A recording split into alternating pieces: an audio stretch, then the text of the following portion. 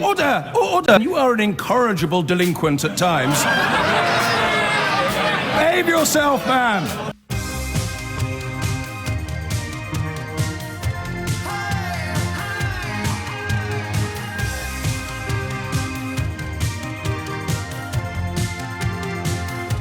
Tales today, which, as I mentioned before the news, could conceivably have been conducted at any point in the last 3 or 4 decades. The first is about religion and homophobia. The second is about smacking children. And both of which, oddly, as I get older, I find myself perhaps becoming less scorched earth about these things and a little bit more recognising of the fact that not everybody sees the world as we do, or as I do. Do you feel sorry for Tim Farron today? He has a religious conviction, something that we are encouraged as a people to respect. And yet his religious conviction involves, in my view, quite a profound and ugly disrespect for other human beings. I'm not really, forgive me if this is a cause of a major affront, I'm not really that interested in your sex life, or indeed any sexual activity between consenting adults. I know that homosexuality is as real a thing as heterosexuality. I suppose part of the answer to the question I'm about to ask you would involve a denial of that simple fact. I've never understood that. There is no circumstance, there are no circumstances in which I could fancy a fella. I interviewed Paris Lees, the transgender woman who has just sort of made history by appearing in Vogue the other day. She's wonderful. Magnificent company. But I told her something that I don't think I've ever told you. I must have told you this. I've told you everything. I have no secrets from you. But when I was about 19 years old, I'd had my heart broken into a million different pieces by a young woman who went on to become quite a well-known actress. She was a little bit older than me. And I lost my confidence, so to speak, in that I could barely talk to women. I was so... everyone's had a relationship like that, right? I even wrote poems. Anyway, the upshot of it was that I'd go out clubbing. I had 2 housemates when I lived in Manchester for that year between school and university. 2 housemates who were gay, and I'd go out clubbing with them to gay clubs and gay nights. And there was a little bit of me that began to wish I was gay, because, not to put too fine a point at it, on it, they were at it all the time. They got so much action. I don't want to make any sweeping generalisations or indulge in any stereotypes, but my goodness me, those boys got more action in 6 months than I'd had in my entire life. And therefore, and obviously if you're in a gay club, the wonderful thing about them for gay people is that you are free to be yourself. Amazing, really. We're only going back just under 30 years on this one, 25 years. But of course, if you were in a non-gay club, I don't want to say a normal club, but in a non-gay club, and you saw a fella that you fancied, there was very little you could do about it, because the chances are he'd be straight. So if you sort of sidled up to him and started strutting your funky stuff, you might get chinned. This is Manchester 1991. It would be not even in the summer of love, and when ecstasy was in its pomp, there was still a realistic chance that if a gay bloke made a move on a straight bloke, the straight bloke might respond by swinging at him. So the gay clubs were places where, you know, people were chatting each other up and checking each other out all the time, and having escaped effectively from a very old-fashioned, straight-laced, monastic, all-boys boarding school in the middle of nowhere, where, as is the case in most quotes religious end quotes communities, child abuse was unfolding on an epidemic scale, but homosexuality was being portrayed as sinful and wrong. And I mean, the monks were abusing children. The monks and the teachers were abusing children at my school. It features its own special section in the ongoing child sex abuse inquiry, Ampleforth College. Although I have mostly happy memories of my time there, I sort of feel duty-bound to add that. And it was weird to sort of feel all these planets orbiting around my personal reality. I can never really understand why anybody would have a problem with somebody else's sexuality, unless you are a bit like the French women yesterday who have an apparent problem with the Me Too campaign. I hesitate to use the word groomed, but if you have spent your entire life living in a world where men touch and proposition women with impunity, then to be suddenly told by the younger generation that this is disgusting and wrong will rankle. It will be difficult to absorb. It is another example of modernity being a troubling concept for many. And I vowed in 2018 to be a little bit more understanding and tolerant of people who are simply struggling to cope with change, struggling to cope with social change. Catherine Deneuve clearly has spent much of her life as one of the most beautiful women in the world of film, fending off and dealing with goatish and disgusting behaviour inflicted upon her by men. And she has, both by society and herself, been persuaded that this is somehow acceptable, this is somehow okay. It categorically isn't, but neither is it helpful to turn around to someone like Catherine Deneuve and start calling herself a dinosaur or a facilitator of sexual harassment. She's struggling to cope with the fact that the world she was 20 in is not the same as the world that young women are 20 in today. And I think the same in some ways goes for homosexuality. It doesn't make you homophobic if you struggled in the blink of an eye, in the stroke of a pen. You struggled fully to process the fact that something had gone from being illegal to actively encouraged in your own lifetime. That seems to me, I hope I'm not alienating all of my liberal friends, but that seems to me to be a fairly reasonable observation. If something was illegal yesterday and it is not illegal today, and tomorrow we'll be teaching children that it's absolutely fine, I think you can see, I'm trying to be empathetic here to people whose worldview is very different from mine. In fact, I'm trying to be empathetic to people who arguably never try to be empathetic themselves, which I could probably sell to you as a very Christian thing to do, to imagine what it's like to walk in another man's shoes. So I don't think we have the right, however burnished and polished our right-on credentials may be, I'm not sure we have the right to attack people who are struggling to recognise the fact that the world changes, and that as we become less primitive, hopefully, and more secure socially, we don't have to worry about the stuff that tribes in the desert had to worry about 2,500 years ago. Namely, how is our tribe going to survive if those two fellas there are sorting each other out instead of impregnating the women of the tribe? I think that's where it all starts, but I'm not sure. And what I'm not sure about is a question which everyone can answer. And if you feel alienated from this because you don't think that I'm allowing you fair, I'm not going to have a phone-in about whether or not you think gay sex is wrong, because gay sex is not wrong and gay sex is not sinful. The only way in which you can construct a worldview which makes it sinful is by taking an old book, claiming that it has some sort of supremacist authority over all the other old books that other people subscribe to, and then extrapolating from that old book a couple of lines which, completely devoid of context, could be used to suggest that God really doesn't want two fellas to get off with each other. And when I describe it like that, I find the position of people like Tim Farron almost impenetrable. Because what, who cares? So this isn't about personal homophobia. This isn't about and when I say personal homophobia, I think this is the bit where my attempts to be empathetic to those who are struggling with social change become a little more robust, a little more potentially hurtful, because every single full-on homophobe I've ever encountered, whether they are using religion as a cloak for their homophobia or not, every single one seems to think that gayness is contagious. Every single one seems to think that if you create an environment in which gay people aren't persecuted, prosecuted and pilloried, then more currently straight people might do gay stuff. Which is why I began by telling you about the brief period of my life where I wished that I was a bit gay, because I'd have got more action. There is no earthly way I could ever have enjoyed getting off with a bloke. So, and I know this is a far from original observation, but it still seems to resonate in an odd way with a lot of people.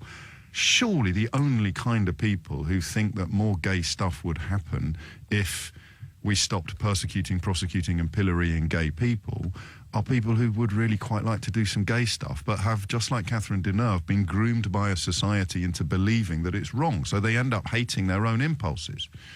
Get it a lot in my box of trolls, actually. So some of the attention that they pay to me is borderline homoerotic, and my ego is so out of control, I find it enormously flattering. But the idea that this is something to fear surely only works if you are fearing what you might do. You know? I think that's pretty watertight, you know, as a theory.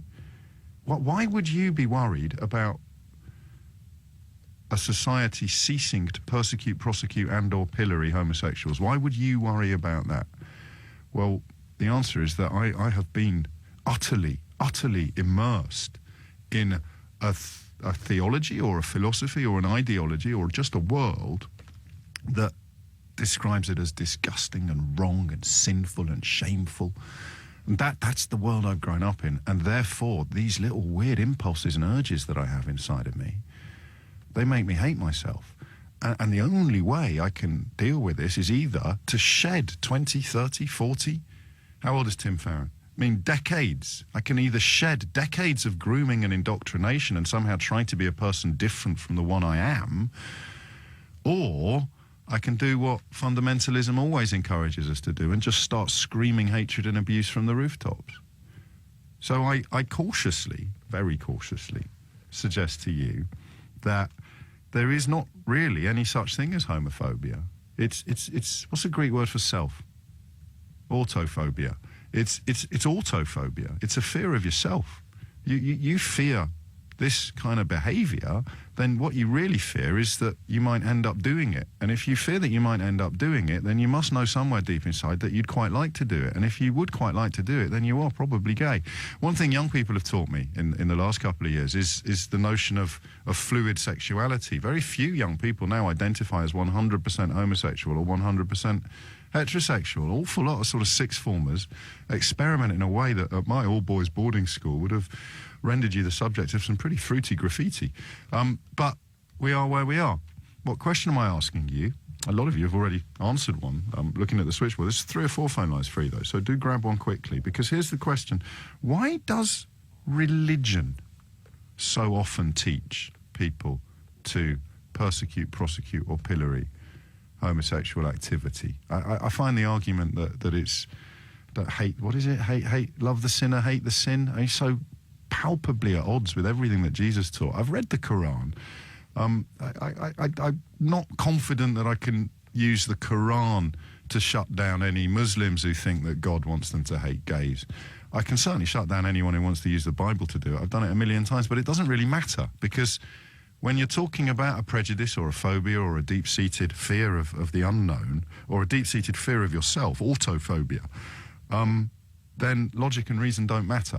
I can show you every line of the Old Testament. I can give you the original description of homosexuality as employing the same word that's used to describe lobsters and prawns, and yet it won't register because people want to hold on to their hatred.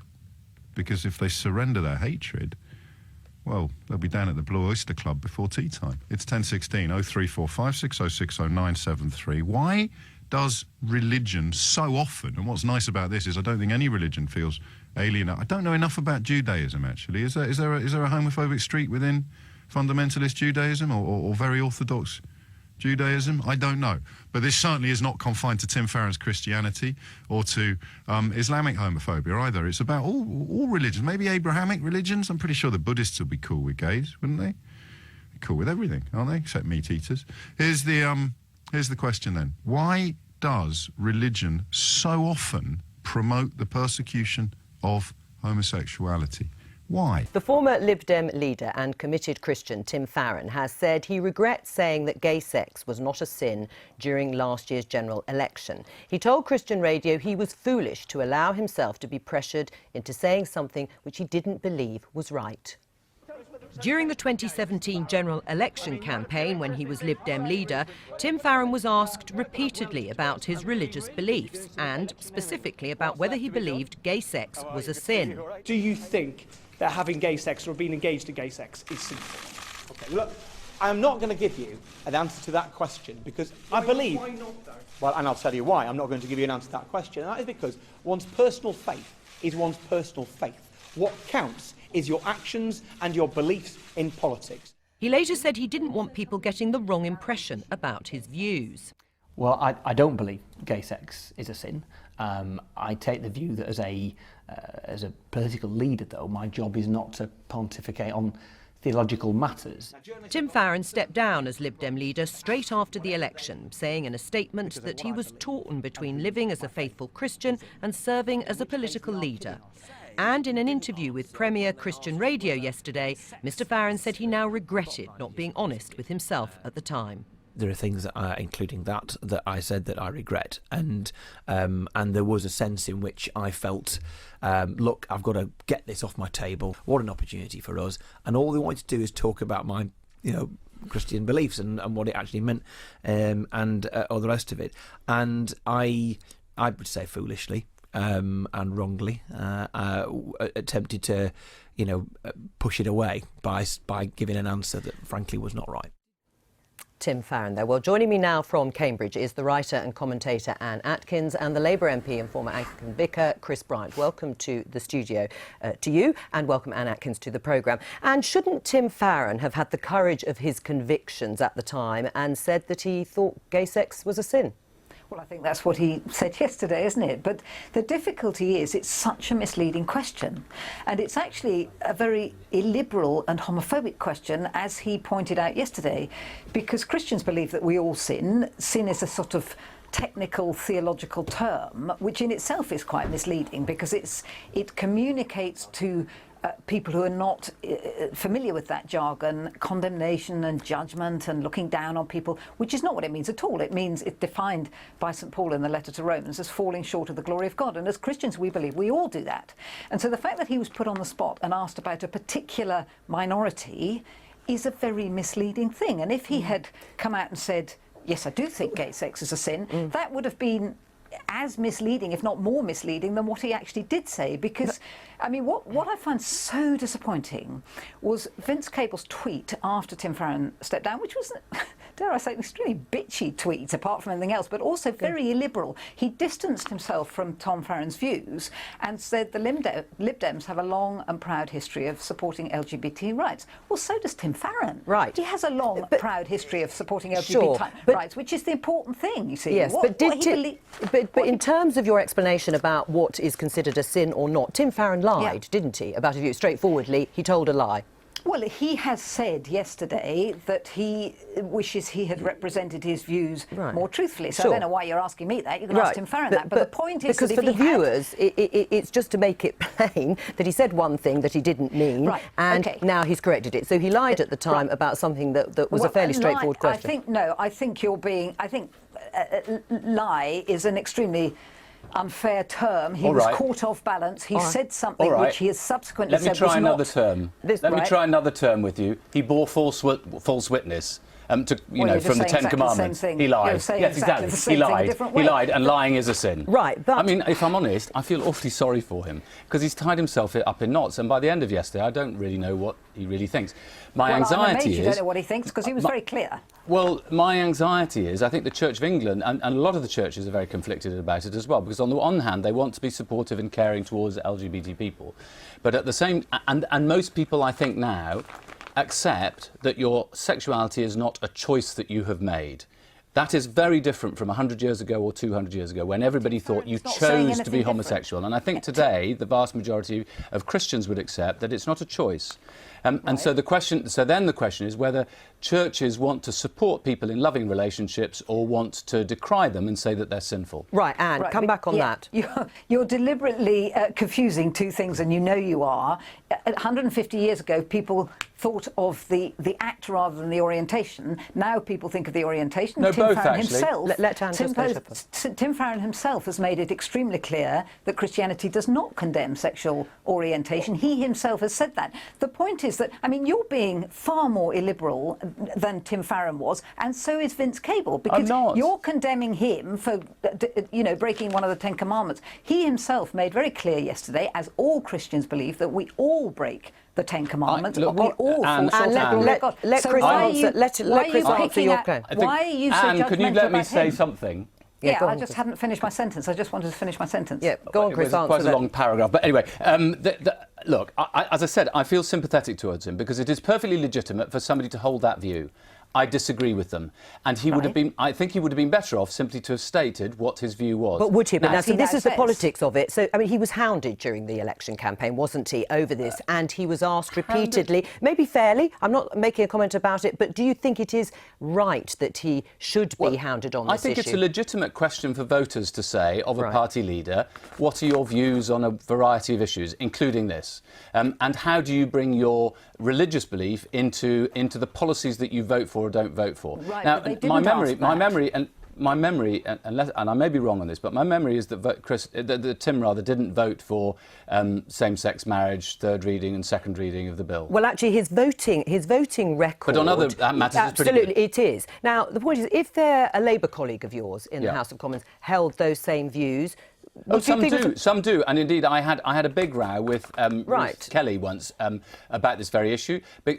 And in Labour's case, we had said that we were supporting same-sex civil partnerships and gay adoption. We were supporting that as part of our manifesto, and Ruth Kelly was opposed to it. And I said to her, well, in which case, in conscience, you shouldn't really be on the front bench of the Labour Party. Right. I mean, and should he have sorted out in his mind, Tim Farron, how he was going to deal with this, bearing in mind... He was the leader of a British political party, of the Liberal Democrat Party, and would know and expect there to be questions along these lines to test those liberal policies. We've had the debate about what is liberal and illiberal, but shouldn't he have expected it and therefore prepared for it better? Well, you see, a far more democratic and liberal question would have been, what is your record on LGBT rights, not what are your personal views, because the point he has tried to make, but nobody is really listening to what he's saying, is his personal views on this are not relevant. What's relevant is his public voting record, because his liberalism. You see, what is truly I think liberal, views do hang matter. on, may I just If you finish just- this? Let Anne Can I finish her just point, fin- I'll come to you, Chris. What is truly liberal is the quote, which I think has been misattributed to Voltaire, but it's still a fabulous quote. What is truly liberal is to disagree with you and support you anyway. Yes. Now, that is Tim Farron's record. Right, but so the point of what his personal views are... You're misquoting the misquote of Voltaire. Well, hang on, Chris, before we get I will into defend this... the right for you to say it. Before we get into this slightly sort of dense argument about who said what I want to know is it possible, as Anne has said, that you can have personal views that you hold dear, but actually it doesn't affect necessarily how you lead a political party? You can still support LGBT rights? Yes, absolutely. Well, but I think he needed to make that clear. But can I just make the far bigger point for me, which is that actually gay young men and women commit suicide 6 times more frequently than their straight counterparts. Every time somebody adds into this equation a little bit more of the kind of critique and the criticism of homosexuality, whether it's homosexuality itself, innate homosexuality, or whether it is whether you engage in sexual acts, it adds to that sense of guilt and shame. And my anxiety for the Church of England is that I think, which is my church, in 200 years' time, people would say, you got this completely and utterly wrong. You now have this situation where for clergy, you're allowed to be gay, but you're not allowed. But you've got to be. You're even allowed to be in a civil partnership as long as you swear to God that it's celibate. I mean, this is a nonsense that they've got themselves tied up in knots in. Right. Well, what about then the case of the Conservative MP Jacob Rees-Mogg? He's very clear about his views on gay marriage, on abortion. He thinks same-sex marriage is wrong. I don't want him to be Prime Minister either. No, and he tells it as it is. That is the better way to be, is it? I think you should be honest and straightforward. Yes. Right. I mean, and because I think voters actually respect people's courage. And if you're prepared to say, look, I personally think that homosexuality is wrong, or however you want to frame it, but I also believe that the law should treat everybody equally. Right. That is a perfectly legitimate position to be in. But these people can't hold high office, that's what you're saying. Well, I wouldn't vote for them. No, but that's what I'm saying. But Should that's they not different. hold high No, office? I'm not hounding anybody out of high office. I'm being very liberal. I mean, I'm even happy for Anne Atkins to try to stand for election and become something there you other, go. But I'm not going to vote for her. Anne. That's fine. I'm quite happy without your vote. Thank you very much. But dare I say, I think you're contradicting yourself. I totally agree with you that, of course, we must support. We must all fight for people who feel suicidal and who feel criticised and feel which is why I think it's the question itself that is illiberal and homophobic. And I think the person who's dealt with it most wisely is Justin Welby, because he said, I'm not going to answer that. And quite right too, because if you do answer that that contributes to young people, as you said, feeling judged and feeling criticised and so on. And what is really important is that, to come back to Tim Farron, his liberalism he is saying is much more important in his political career and in what he votes for than his personal view about certain things where he may disagree with most of the voters. Let me just bring Graham Brady in on this. Should Tim Farron have been clear the first time he was asked about it and stood by his personal view? I think he should have done, and I think he was hounded at the election, but he was hounded because people thought that he was hiding something, and he shouldn't have to. Is it a fair question to ask? Do you think gay sex is a sin?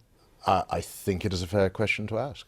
What's your answer to it? No, I don't. Right. I mean, can politicians... You haven't asked me, Thanks for underlining that. I think I knew the answer. I mean, can politicians speak freely about their faith?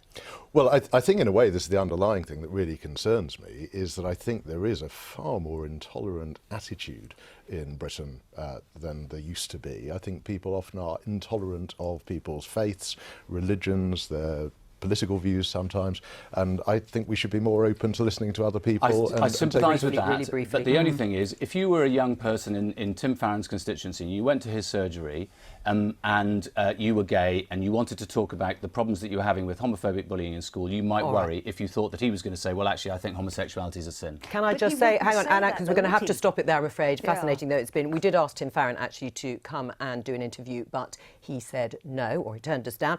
Delighted that the two of you came on instead. Thank you. Tim Farron, the former leader of the Liberal Democrats, a politician who spectacularly failed to ignite, despite being the leader of the only party that was pursuing an anti-Brexit position at a point when theoretically half of the people who voted in the referendum were looking for a political home, has expressed regret at saying that gay sex is not a sin. I don't think that you need to engage in any verbal acrobatics to conclude that this means he thinks gay sex is a sin. To which my question is not really relevant to Tim Farron, but it's relevant to all people who use religion to somehow try to soften the edges of homophobia. Why? Why is there such a toxic and ancient relationship between anti-gay rhetoric and religion? It begins, presumably, with go forth and multiply, doesn't it? It begins with the idea that all of these competing tribes in the sort of Middle East pre-Christian era, all of it, because a lot of the Old Testament is well, obviously it's pre-Christian, isn't it? Because Christ hadn't been born. So I hope you're writing this down. So you want to make your tribe as big as possible, and you can't do that if two fellas are shacked up with each other? I don't know. That seems to me to at least admit the possibility of truth. Let's find out what you think. Tom's in Guildford. Tom, what would you like to say? Hi, James. Hello, Tom. So this is quite a so. I sense that you're not going to be indulging in any lazy and glib sound bites on this one. It's quite a big thing. Yes. So I'm half of a very long-standing, successful, very loving gay couple.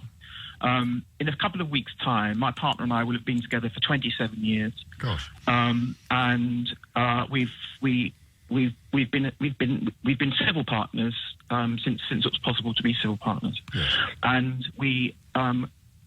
and this is back in 1991 we met each other, at the beginning of 1991.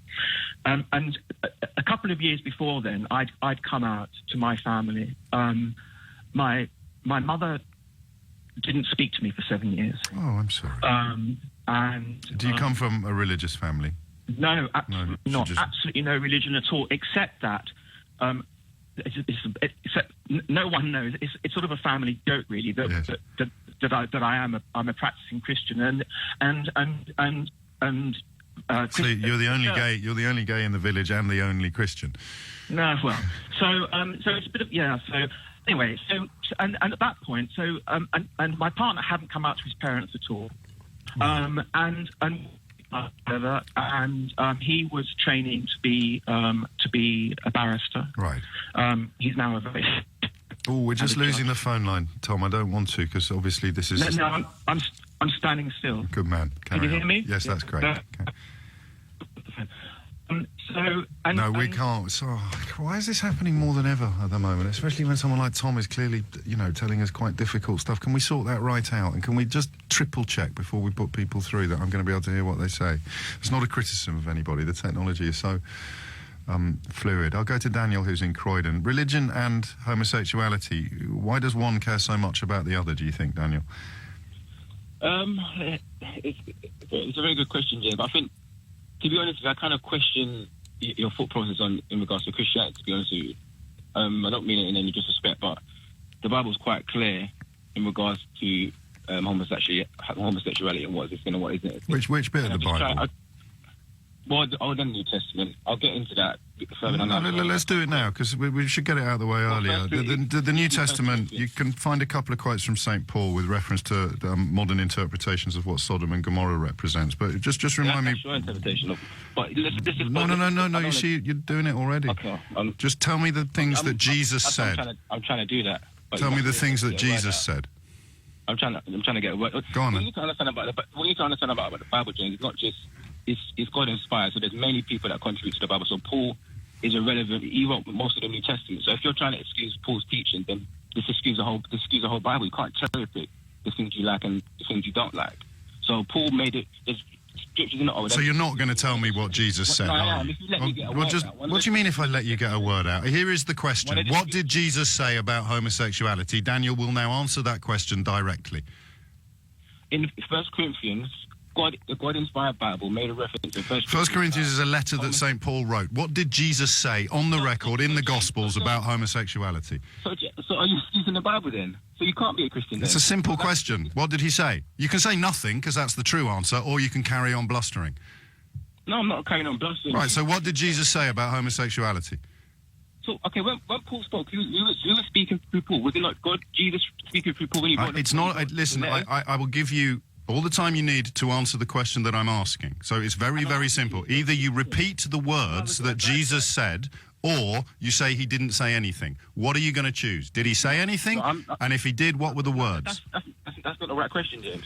Okay, well then we'll go back to the question that I started with, which is why do you think religion is so obsessed? In fact, we can talk about you. Why do you care so much about gay people? No, you're putting words in my mouth. I didn't say I care so much about... Well, you phoned up on an issue that is about gay people and religion. You've clearly identified yourself as religious, so now I want to know why you care about the other bit of the debate, which is the gayness. Let me get a word out, James. It's called a conversation. It's a two-way street. If I'm trying to explain my point... No, Daniel, mate, you can say this all you want. It's a two-way street. It's a conversation. The question that you've declined to answer is what did Jesus say about homosexuality? And we both know the reason why you're not answering that question is that he said diddly squat. So we move on to the second question, which is why do you think religion cares so much about homosexuality? Now, conversation is a two-way street, but it's not an exercise in me asking a question and then you answering something completely different. So why do you think religion... Go on then, let's try again. I don't think religion cares so much about homosexuality. You do, and people like you do that discuss it all the time. The Bible's clear about what's sinful, what's not sinful. The Bible doesn't care so much about homosexuality. Mate, listen, you have a great day. May God go with you. You can't answer the question about Jesus and you won't answer the other question that I'm asking, which is kind of the point and leads me to conclude that what you're really terrified of, Daniel, is something that's going on inside yourself. You can make accusations and put words in my mouth all you want, James. What words have I put in your mouth, Daniel? You're making references about me as a person. You don't even know who I am. What words have I put in your mouth? I've given you an answer. I've given you an answer. You don't like. Let's do it one more time. One more time, my brother. What did Jesus say about homosexuality? And I've answered your question. Go. Remind me what he said. What were the words? Okay, no, yeah. Let me make a point. I've answered the question. I don't remember what you said. How did you answer that question? See, I'm trying to answer it. What did Jesus say about homosexuality? Go. Speak for more than 1 to 10 seconds. When Paul wrote the letters in the New Testament, it was God who was speaking through him. So Jesus might not... You're referring to Jesus' words in red when it's quoted in the Bible, but there's other people in the Bible who wrote letters and scriptures in the Bible that are God-inspired. So it was God who spoke through Paul when he wrote that. What did Jesus say about homosexuality, Daniel? Let me just write that down. Well, you don't like the answer. I've given you the answer. You don't like it. What did Jesus say about homosexuality, Daniel? I've given you the answer. You don't. So what were the words? Jesus, quoting Jesus in the Gospels, he said... it's unfortunate, James, that you don't like the answer, but that's the answer. What did he say, Daniel? The parts of the Bible you don't. Just give me the quote, just one line. You don't need chapter and verse. One line will do. What did Jesus say about homosexuality? 1 Corinthians 6, when Jesus spoke... That's a letter St. Paul wrote. What did Jesus say? He wrote in 1 Corinthians... What did Jesus say? It's very simple, James. What did Jesus say? It's very simple. What did Jesus say? I told you, 1 Corinthians, Paul, when Jesus spoke through Paul, he wrote this. What did Jesus say? Referring to, that's what he said. Not listen, not hearing. Did St. Paul ever meet Jesus? That's what I'm saying, James. Did St. Paul ever meet Jesus?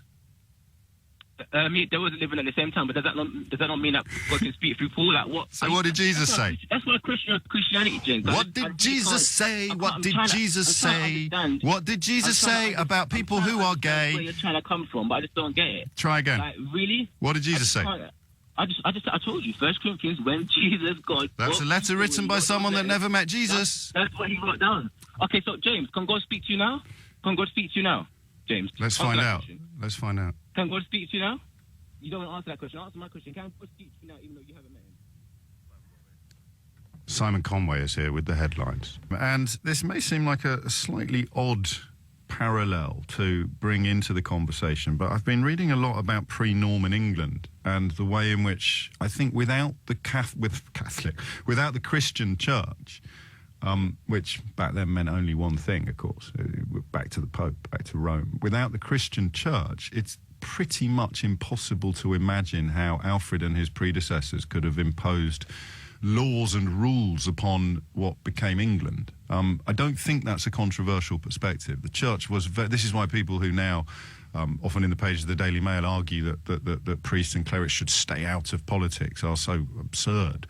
They're absolutely interlinked, but you would never have had rules that were enforced on a sort of national scale, trans-border, county borders in those days, Mercia, Wessex, Essex, without the church. It's why the relationship between Alfred and his bishops and subsequent monarchs as well, right up probably to probably all the way up to Thomas à Becket, is so fraught and so tense, because the monarch recognises that they need the church to put the legal framework across a country, and the monarch also recognises that by allowing another institution to claim supernatural authority, they endanger themselves, which is why, of course, English monarchs, British monarchs, historically subscribe to the divine right of kings. If God appoints the king, then you can let the priests do all the heavy lifting and all the dirty work without ever being able to claim that they have a higher authority than you. Oof. Got to stop reading. Seriously, all it does is confuse the issue. Which leads us back, perhaps, to the question of why religion and... why so many religions have so many problems with homosexuality. And I'm a little bit uncomfortable with the hate the sin, love the sinner school of thought, because it seems to me to be a cop-out. But then again, I'm not gay. Tom's in Guildford. Tom, where were we? Yeah, sorry. That's quite I'm on a landline now, so it's better. That's much better. So to recap, I'm just about to celebrate my 27th anniversary with my partner. In the year or two before we met, I'd been received at Farm Street into the Roman Catholic Church, and during my 9-month reception, sitting there chatting with Father Anthony Nye, a Jesuit priest, very clever man, I came out to him, and he was very compassionate and very loving, and the subject of sex between men obviously came up. And he said there and then, and this is back in 1989. Yes. He said, the all-important quality is love. The all-important quality is love, and it doesn't matter whether you're gay or whether you're straight. He said, if you're enjoying it without true love, then there's something wrong with it. It doesn't matter gay or straight. But if there's love behind it, it's a this is a Jesuit priest. If there's love behind it, it's a physical manifestation of that love. And that in the context of what the Benedictines, who often appear alongside the Jesuits in these sort of conversations, taught me, it was that sex is a gift from God that you shouldn't squander. Therefore, you should only enjoy it when you are celebrating love. And Father Nye was saying it's the same for a gay man as it is for a straight man, or a gay woman for a straight woman. It's something to be celebrated alongside and part of love itself. So in the January of '91, I met my wonderful partner, who was a lapsed Catholic. Right. And at the time I met him, he was actually going to he was a churchgoer, but going to Anglican Anglo-Catholic masses on a Sunday in London, which I went with him a couple of times. But for me, then it wasn't the true Mass. It wasn't the Roman Catholic Mass, and I had problems with it, which I sort of regret now. Yeah. And so we started to go back to church, go back to the Roman Catholic Church together, which is what he'd grown up with and is what I had chosen for myself. And we were two young men. We were very much in love, and we had a physical relationship. It's perfectly normal. But during the first 5 years or so of our lives together,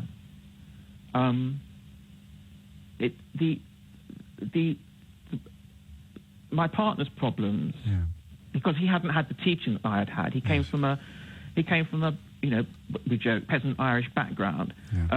He'd not been given the education that I'd been given, and he had and still has a real problem reconciling his love for me with his love for his Creator, and at the beginning, it was almost unheard of, James, back in 1991, for two men to amongst, and we were, part of an educated set in London. Yeah. It was almost you talk about your two mates that you were going out with, and they saw more action in 6 months than you'd seen in a lifetime. Yeah. I was very young at the time. For anyone just tuning in, I haven't stayed necessarily in that field. It was probably about the same time, because it would be exactly that year, 1991. It would be exactly the same year. So that was what was going on in the year that my partner and I met each other. But I said right at the beginning, when we hedged around it for a couple of months, making sure that we were serious. Yes. But when we sat down over a pint one evening, he said, and I said to him, look, if we are going to do this, we're going to do it together. We're not going to involve anybody else at all. It's just going to be us. There's not going to be any sleeping around. There's not going to be any one-night stands. And I'll give you the next 40 years of my life. Oh. And after that, I'm off. But the next 40 years, it's you and me. Hey, what happens after 40 years?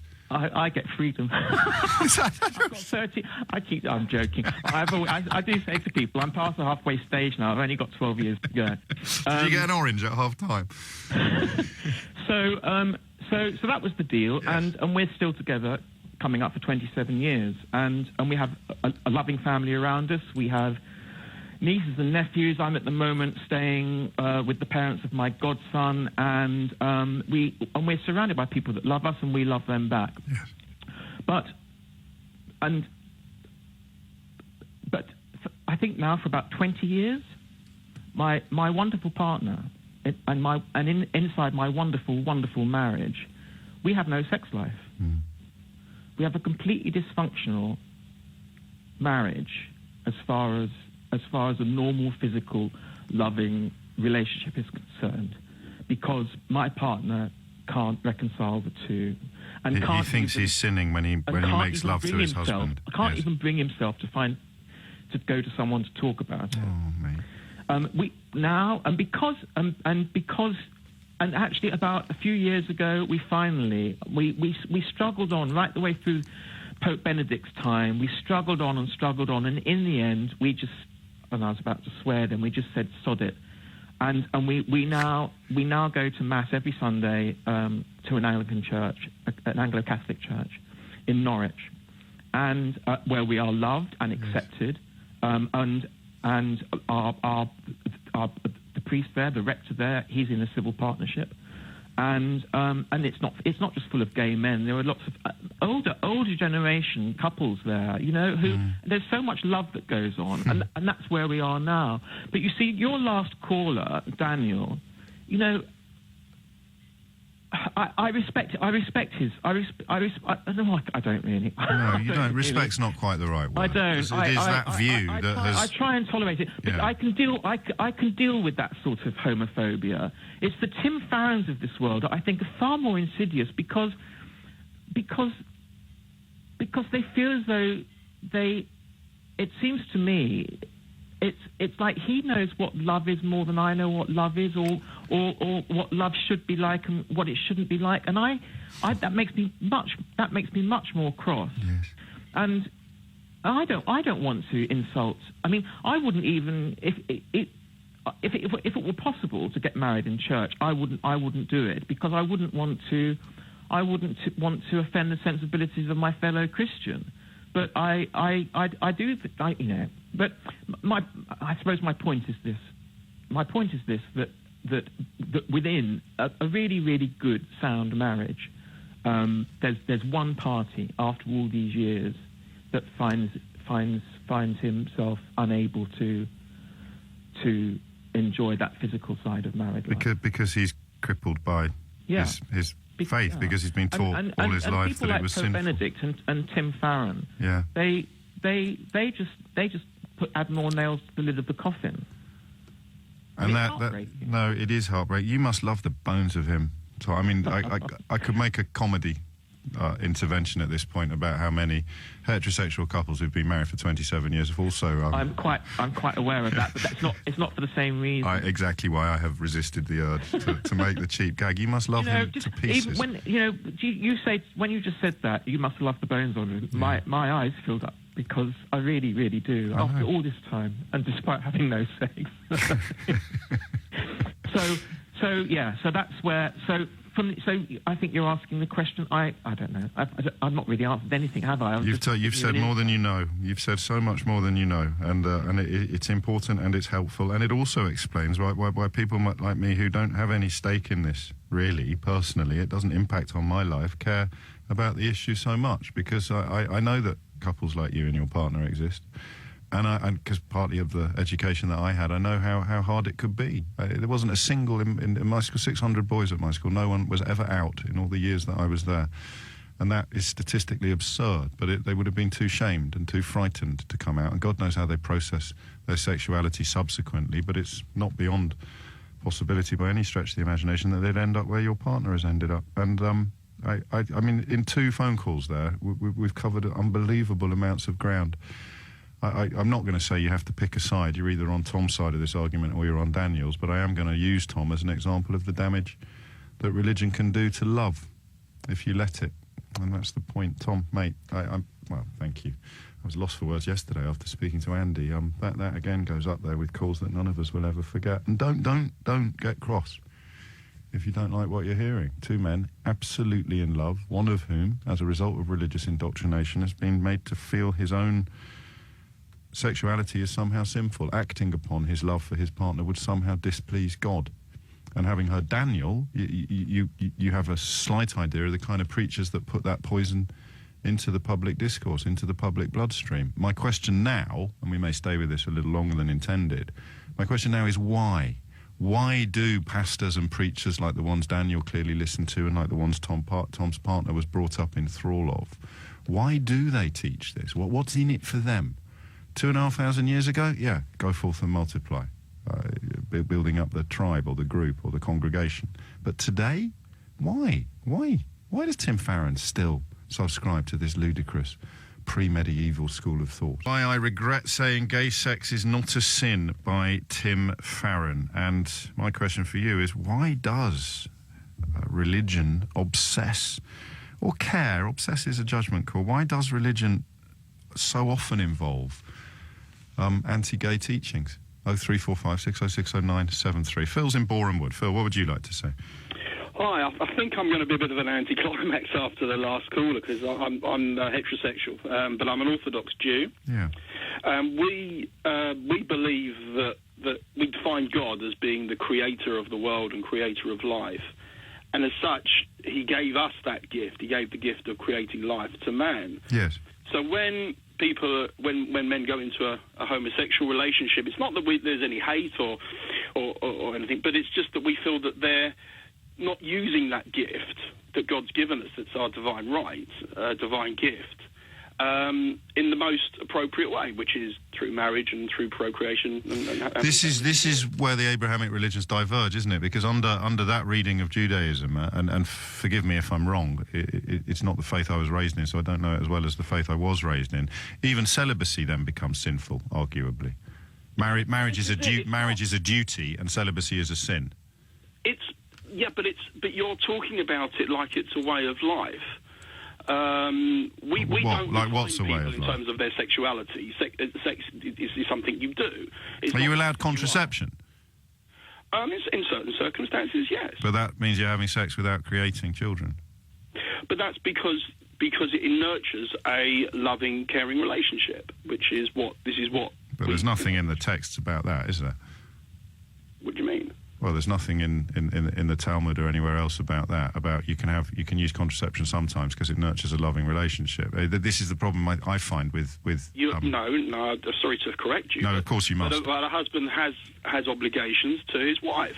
And without being too gamey about it, that includes giving her what we call honor, which means time, spending time with her, and showing her the love and affection that she needs. See, again, this is... and that doesn't necessarily need to involve procreation.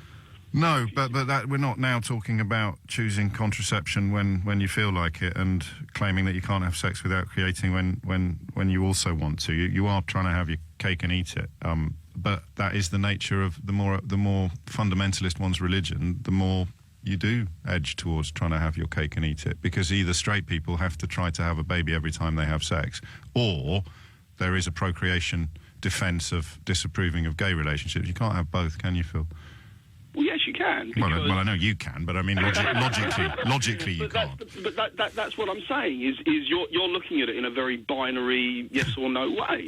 A relationship, a marriage, is about, yes, it's about raising a family, and it's about, as I say, utilising... So if a gay couple adopt a child, are they allowed to have sex?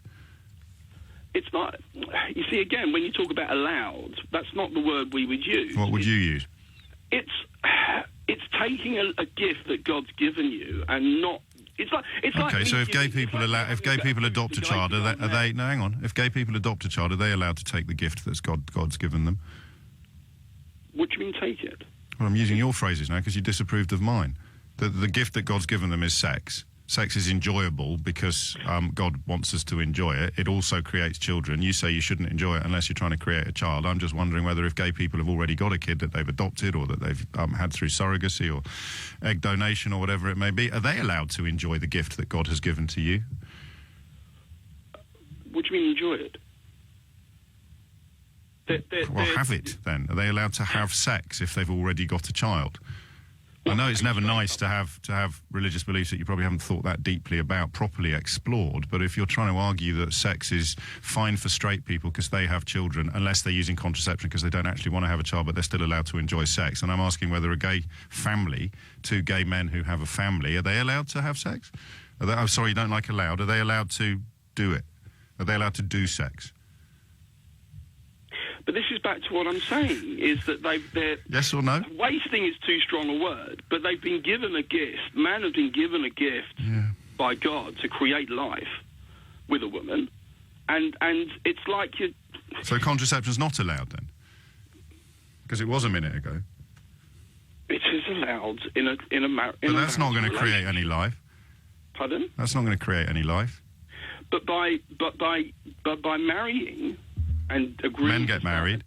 Pardon? Men get married. To women? No, to each other. We're talking about homosexuals at the moment, mostly. Right. So men get married, and men have sex, and men can't have children, and every time you have sex with contraception, you're married, you're having sex, and you can't have children. So what's the difference? Because we're nurturing a married relationship. So are they. And they've got a child. But you have to take into account that Judaism doesn't accept homosexual marriage. So we are using the word allowed. It doesn't. In terms of marriage. Yeah, it's not allowed. What do you mean allowed? It's not accepted. It's not allowed. These are synonyms, aren't they, in the context of this conversation? We define marriage in terms of a heterosexual union. Right. We don't define it in terms of a homosexual. How would you feel if gay people wanted to define what your marriage meant? but it's what we. It's based on the Bible, based on the Torah that goes back thousands of years. Yeah. You can't come along years later. And what does that say about contraception? Pardon? And what does that say about contraception? That several thousand-year-old teaching that you're using to justify your belief that gay sex is somehow sinful? I didn't say gay sex was sinful. Well, that's what the whole phone-in's about. You can use whatever word you want. This is what I've deliberately tried to steer you away from, is to say that it's not. We wouldn't say. No, hang on. The bit in the ancient text about contraception being okay. I just want a quick heads up on that. Pardon, say it again. The bit in the ancient texts about contraception being okay. I just want the heads up on that. What do you want me to say? Well, where is it? It's part of a loving, caring relationship. If you're in a relationship with a woman, of course you are. So you're allowed to have sex that doesn't lead to the creation of life, but gay people aren't. As part of a marriage. Just to be clear. Okay, that's fine. We got there in the end. Oh, boy. It's coming up to 11 o'clock. You're listening to James O'Brien on LBC, who rather controversially believes that everybody should be allowed to have sex with whoever consents to having sex with them. But that apparently makes me sinful.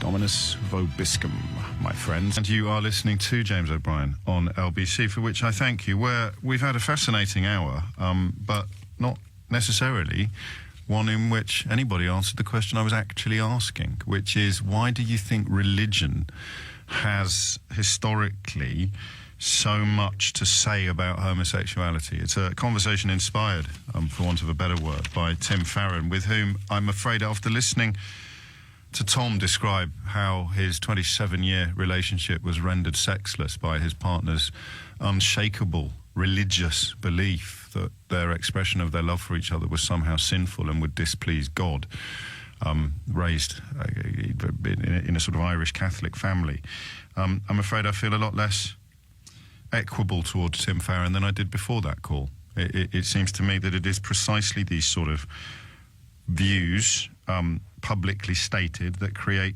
precisely the sort of environment which leads to that particular marriage being less fulfilled than it would otherwise be.